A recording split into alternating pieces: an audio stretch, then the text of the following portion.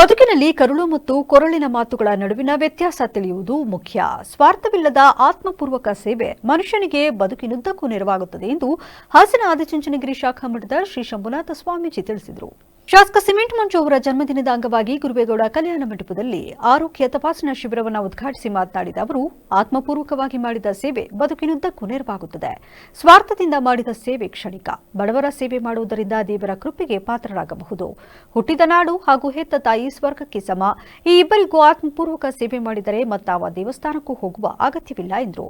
ಭಗವಂತ ಕೊಟ್ಟಂತಹ ಅವಕಾಶಗಳನ್ನು ಸಾರ್ಥಕಪಡಿಸಿಕೊಂಡು ಇವತ್ತು 45ನೇ ವರ್ಷದ ಜನ್ಮದಿನವನ್ನ ಆಚರಣೆ ಮಾಡುವಂತ ಎಲ್ಲ ಈ ಸಂದರ್ಭದಲ್ಲಿ ವೇದಿಕೆಯಲ್ಲಿರುವಂತಹ ಎಲ್ಲ ಪರಮಪೂಜ್ಯ ಮಹಾಸನ್ನಿಧಿಯವರಲ್ಲಿ ಪ್ರಾರ್ಥನೆಯನ್ನು ಮಾಡಿ ಈಗಾಗಲೇ ಇನ್ನೂ ಅನೇಕ ಸ್ವಾಮಿಗಳ ದರ್ಶನ ಆಶೀರ್ವಾದ ಮಾಡಿ ಇವತ್ತು ಮಂಜಣ್ಣವರ ಬಗ್ಗೆ ಸಾಕಷ್ಟು ಅಭಿಮಾನ ಇಟ್ಕೊಂಡು ಅವರ ಕಾರ್ಯಕರ್ತರು ಎಲ್ಲ ಸಮುದಾಯದ ನಮ್ಮ ಸಕಲೇಶ್ವರದ ಎಲ್ಲ ಆಸ್ತಿಕ ಸದ್ಭಕ್ತರವರೇ ಪತ್ರಿಕಾ ಸಂಘವಿದ್ದಾರೆ.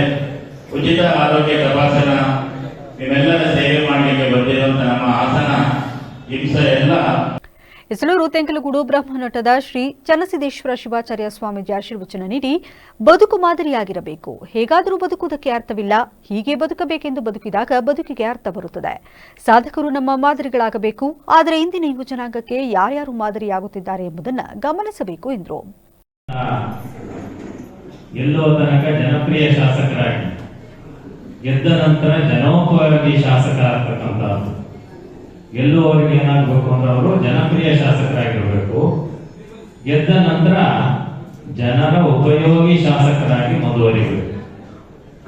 ಎಲ್ಲುವ ತನಕ ಯಾವುದೇ ಪಕ್ಷದ ಚಿಹ್ನೆಯನ್ನು ಇಟ್ಟುಕೊಂಡು ಗೆದ್ರೂ ಕೂಡ ಗೆದ್ದ ನಂತರ ಅವರ ಕೆಲಸ ಏನಾಗಬೇಕು ಅಂದ್ರೆ ಎಲ್ಲ ಜನಸಾಮಾನ್ಯರಿಗೆ ಉಪಯೋಗವಾಗುವಂತ ಕೆಲಸವನ್ನ ಮಾಡತಕ್ಕಂತ ವ್ಯಕ್ತಿ ಆ ಶಾಸಕರಾಗಬೇಕು. ಅತ್ಯಂತ ಸರಳ ವ್ಯಕ್ತಿತ್ವ.